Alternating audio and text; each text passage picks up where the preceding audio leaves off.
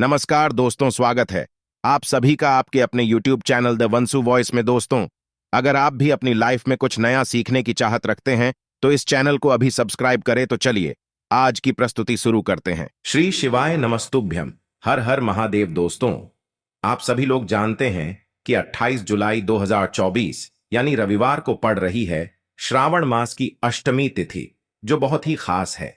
और दोस्तों, ये वो अष्टमी है जो कि श्रावण महीने में रविवार को पड़ रही है। दोस्तों, इसी दिन किया जाने वाला पंडित जी द्वारा बताया गया एक लाल फूल और एक सफेद फूल वाले उपाय आप लोगों को जरूर करना चाहिए, क्योंकि दोस्तों ये एक ऐसा उपाय है जो कि हर दिन नहीं किया जाता। श्रावण महीने में जो अष्टमी आती है उसी दिन किया जाता है। अगर आप लोगों ने इस उपाय को नहीं किया है या किसी कारणवश नहीं कर पाए हो तो इस रविवार अष्टमी के दिन इस उपाय से मत चूकना। दोस्तों देखिए, ये दिन इतना खास होता है, इतना महत्वपूर्ण होता है। देखा गया है कभी कभी बड़े बड़े पूजा पाठ अनुष्ठान से जो मनोकामना पूर्ण नहीं होती है, वह श्रावण अष्टमी के दिन एक छोटे से उपाय करने से ही आपकी मनोकामना पूर्ण हो जाती है। और बहुत सारे लोगों ने इस उपाय को किया भी है और उनको इस उपाय को करने का फल भी जरूर मिला है। अगर आप लोग भी इस उपाय को इस अष्टमी के दिन करना चाहते हैं तो आप इस उपाय को पहले अच्छे से समझ लेना, सुन लेना, उसके बाद करना। आपको इस उपाय का फल जरूर मिलेगा, आपकी सभी मनोकामनाएं पूरी हो जाएंगी। दोस्तों, हम आपको यहां पर बता दें कि यह जो एक लाल फूल और एक सफेद फूल वाले उपाय है, ये उपाय पंडित जी ने अपनी अब्भी की सीहोर की कथा में ही बताया है। और इस उपाय को करने से आपके घर में चाहे किसी भी प्रकार की दुख और समस्या क्यों ना चल रही हो, आपको उसका कारण भी नहीं पता है कि भाई ये समस्या किस कारण से चल रही है। उसका कुछ भी कारण हो सकता है, जैसे पितृदोष हो सकता है, काल सर्प दोष हो सकता है, या किसी भी तरह का मंगल दोष भी हो सकता है। और भी बहुत तरह के दोष होते हैं, कुछ भी हो सकता है। पर आपको इस उपाय को करने के लिए अपने दोष को पता लगाने की भी जरूरत नहीं है। आपके घर में किस कारण से इतनी दुख और परेशानी आ रही है, वह भी आपको पता लगाने की जरूरत नहीं है। बस रविवार अष्टमी के दिन इस उपाय को कर लेना, क्योंकि इसी एकमात्र उपाय को करने से आपके पूरे घर परिवार में सुख और शांति हो जाएगी। आपके घर में अच्छे अच्छे काम होने लगेंगे। आपकी जो भी मनोकामना होगी वह भी धीरे धीरे करके पूर्ण होना शुरू हो जाएंगी। अब हम समझते हैं इस एक लाल फूल और एक सफेद फूल वाले उपाय को आपको करना कैसे है, किसको करना है, किस समय करना है और कैसे करना है। देखो, उपाय बिल्कुल आसान है, बस समझने वाली बात है। ध्यान से समझिए, उसके बाद ही आप लोग जो है इस उपाय को जरूर कीजिएगा। सबसे पहली चीज हम लोग ये समझते हैं कि इस एक लाल फूल और एक सफेद फूल वाले उपाय को इस आने वाली रविवार काल अष्टमी के दिन किसको करना है। तो देखिए, इस उपाय को घर के सभी सदस्यों को करने की बिल्कुल भी जरूरत नहीं है।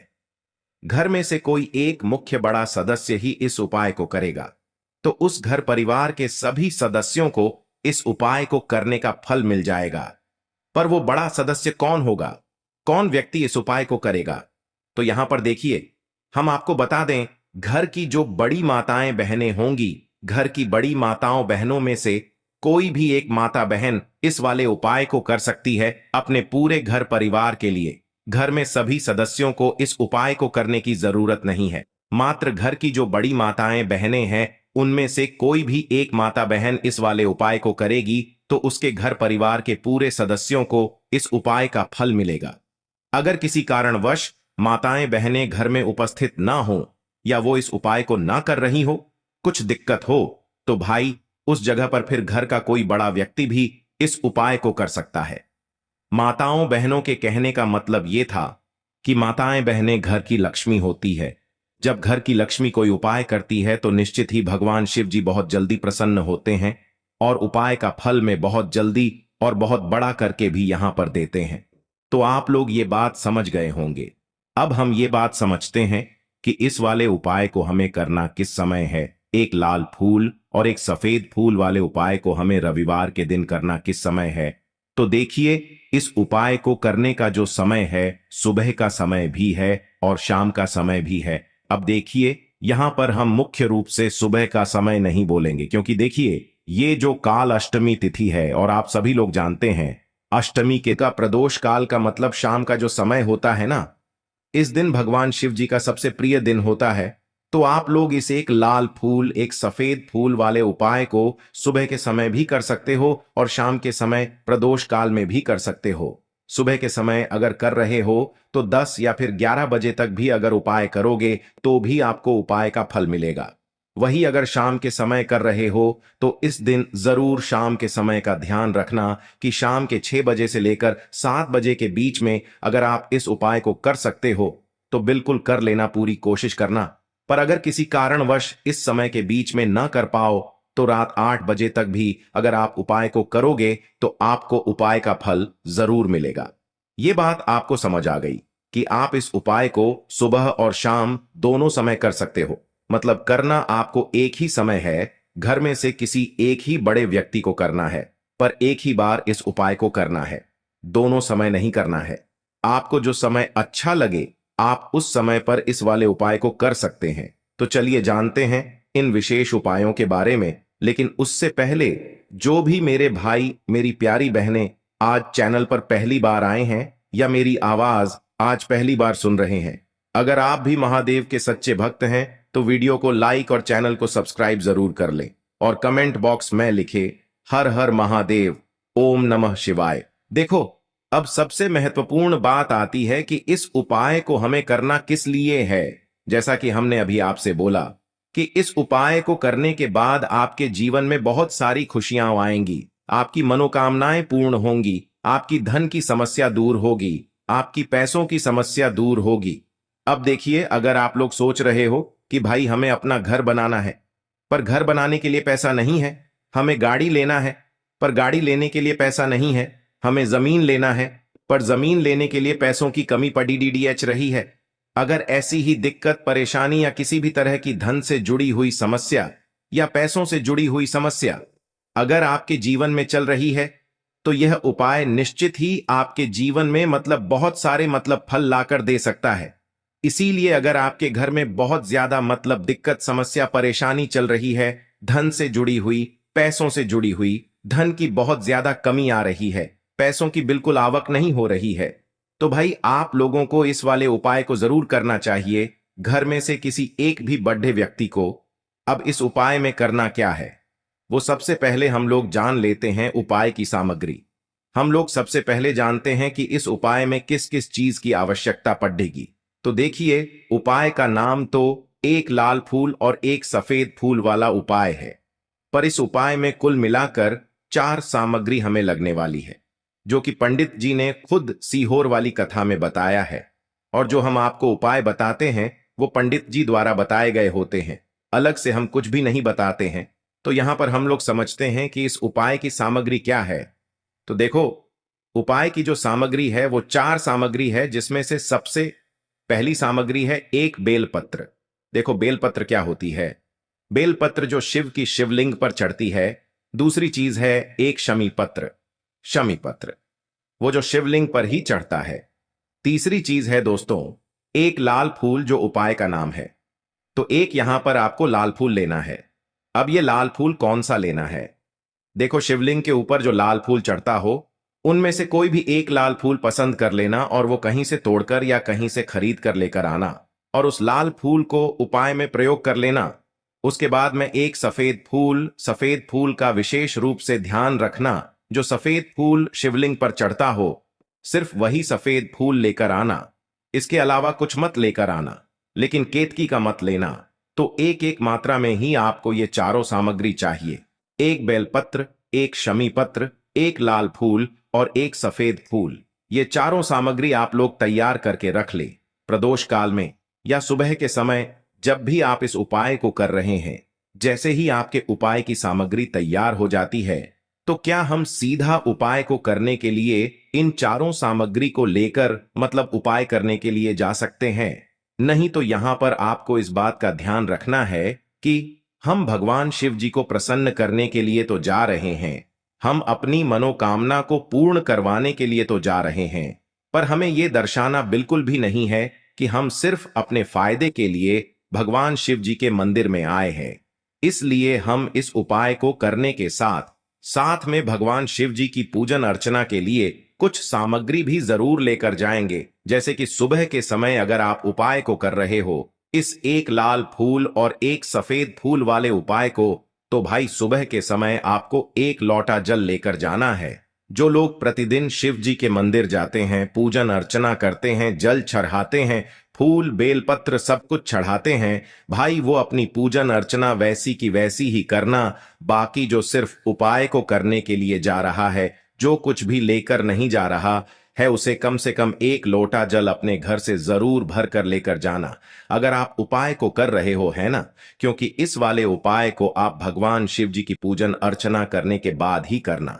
वहीं अगर बात करें शाम के समय की, अगर कोई व्यक्ति शाम के समय प्रदोष काल में इस वाले उपाय को कर रहा है, तो भाई आपको मात्र एक घी का दीपक तैयार करना है। ये बात हम हमेशा बोलते हैं, शाम के समय प्रदोष काल में कोई कर रहे हो ना, तो दीपक का विशेष महत्व होता है। अष्टमी के दिन का प्रदोष काल में जो भी व्यक्ति दीपक जलाता है ना भगवान शिव जी के मंदिर में, भाई उसके जीवन से सारी दुख और परेशानियां भी दूर होती हैं।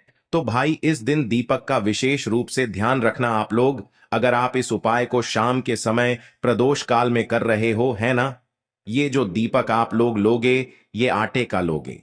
जो आटा आप गूंद दोगे उसके अंदर कुछ भी मत डालना, मात्र सादा आटा लगाकर उसे तैयार कर लेना और एक मीडियम साइज का दीपक तैयार कर लेना। वो दीपक ना ज्यादा छोटा हो ना ज्यादा बड्ढा हो, है ना। उसके बाद में दीपक आपका तैयार हो जाए तो इसके अंदर जो बत्ती रखोगे वो गोल बत्ती रखोगे। देखो गोल बत्ती भी दो तरह की होगी, एक बाजार की और एक घर वाली। तो कोशिश करना अपने घर में जो रुई रखी हुई है, उस रोई से आप लोग एक गोल बत्ती अपने ही हाथों से बनाओ। उपाय का फल अच्छा मिलता है। भगवान शिव जी जल्दी प्रसन्न होते हैं जब हम किसी भी उपाय को अपने हाथों से परिश्रम करके तैयार करते हैं। तो आपको उस दीपक के अंदर एक गोल बत्ती रख देनी है। इसके अंदर जो चीज आप लोग डालोगे वो डालोगे, लोगे वो डालोगे। शुद्ध देसी गाय का घी, इस बात का विशेष रूप से ध्यान रखना क्योंकि भगवान शिव जी का सबसे प्रिय दिन और प्रिय समय पर हम लोग इस वाले उपाय को कर रहे हैं। तो थोड़ा सा शुद्ध देसी गाय का घी इतना डालना कि वो दीपक कुछ समय तक चल सके ना। बाजार वाला मिलावटी घी डालना, न भैंस का घी डालना। शुद्ध देसी गाय का घी आपको ढूंढने में थोड़ी मतलब मेहनत लगेगी और महंगा भी मिलेगा, पर गाय के घी से भगवान शिव जी प्रसन्न होते हैं और उसी शुद्ध देशी गाय की घी से घर में बरकत भी बनी रहती है और हमारे घर में सुख शांति भी बनी रहती है। इसलिए इस शुद्ध देशी गाय का घी को अपने घर में हमेशा रखा करो। वो भगवान शिव जी के कार्यों में भी उपयोग में आता है और उपायों में भी हम लोग प्रयोग कर सकते हैं। तो यहां पर आपकी सारी तैयारियां हो चुकी हैं। उपाय को करते समय शुद्धता का विशेष रूप से ध्यान रखिएगा। सुबह कर रहे हो तो भाई सुबह तो आपको स्नान करना ही करना है। बाकी शाम को कर रहे हो तो शाम को मात्र हाथ मुंह धोकर भी आप लोग इस वाले उपाय को कर सकते हो। कोई दिक्कत वाली बात नहीं है भाई। उपाय की पूरी सामग्री तैयार करके और पूजन सामग्री लेकर आपको भगवान शिव जी के मंदिर पहुंचना है, जो आपके घर के पास में हो, जहां पर शिवलिंग विराजित हो, शिवालय हो, वहां पर आप लोगों को पहुंचना है। और जैसे ही आप भगवान शिव जी के मंदिर में पहुंचते हो, वहां जाकर ही उपाय शुरू नहीं करना है। पहले आपको भगवान शिव जी की पूजन अर्चना करना है। पूजन अर्चना कैसे करोगे? सुबह के समय गए हो तो एक लोटा जल वगैरह जो भी पूजन सामग्री लेकर गए हो, उससे पहले पूजन सामग्री आप लोग मतलब पूजन भगवान शिव जी की कर लो। जो व्यक्ति सिर्फ एक लोटा जल लेकर गए हैं, वो शिव जी की शिवलिंग पर मात्र एक लोटा जल एक धारा से धीरे धीरे करके चढ़ा लो, है ना। अपनी पूजन अर्चना आप लोग जो हैं पूरी कर लो पहले। उसी के बाद अगर आप शाम के समय कर रहे हो तो पहले जाकर बैठना है भगवान शिव जी के शिवलिंग के पास में। आप जो दीपक तैयार करके लेकर आए हो, उस दीपक को पहले जलाना है। ये जो दीपक आप लोग जलाओगे ना, ये किसी और की माचिस से मत जलाना, अपनी ही माचिस अपने ही घर से लेकर आना और इस दीपक को अपने ही माचिस से जलाना। अगर आपने मंदिर की माचिस या किसी और की माचिस ले ली इस उपाय को करने में, इस उपाय का फल उस व्यक्ति को भी थोड़ा बहुत मिल जाएगा। इस बात का ध्यान रखना, अपने घर से अपनी ही माचिस लेकर जाना और इस दीपक को जलाना। दीपक को जलाने के बाद भगवान शिव जी की शिवलिंग के पास में रख देना। शिवलिंग के इतना पास में मत रखना कि भगवान शिव जी को आंच लगे। थोड़ी सी दूरी बनाकर ही जो है इस दीपक को शिवलिंग के पास में आप लोग रख दीजिएगा।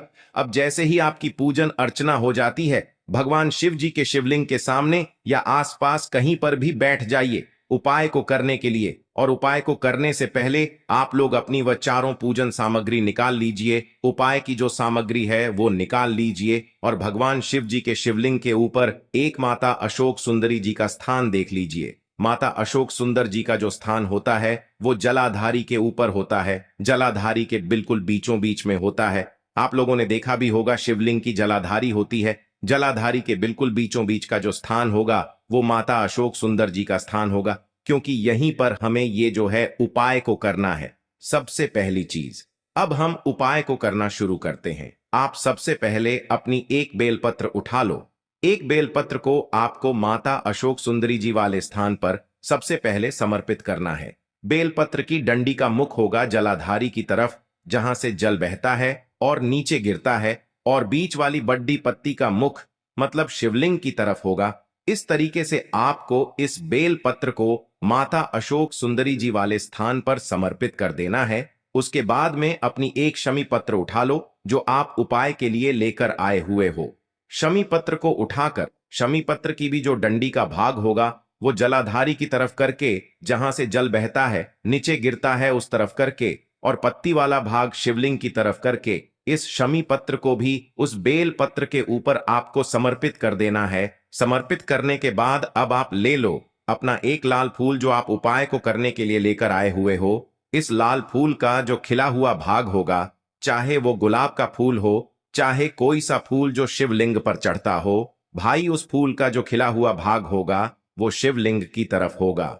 बाकी जो पीछे का भाग होगा फूल का वो जलाधारी की तरफ, जहां से जल बहता है नीचे गिरता है उस तरफ होगा। और आखिरी में आपका जो एक सफेद फूल बचा हुआ है, इस सफेद फूल को भी आपको लेना है और सफेद फूल का जो खिला हुआ भाग होगा वो शिवलिंग की तरफ होगा, जहां पर शिवलिंग रखा हुआ है उस तरफ होगा, और डंडी का भाग जलाधारी के पीछे की तरफ हो जाएगा। मतलब जो जहां से जल बहता है और नीचे गिरता है।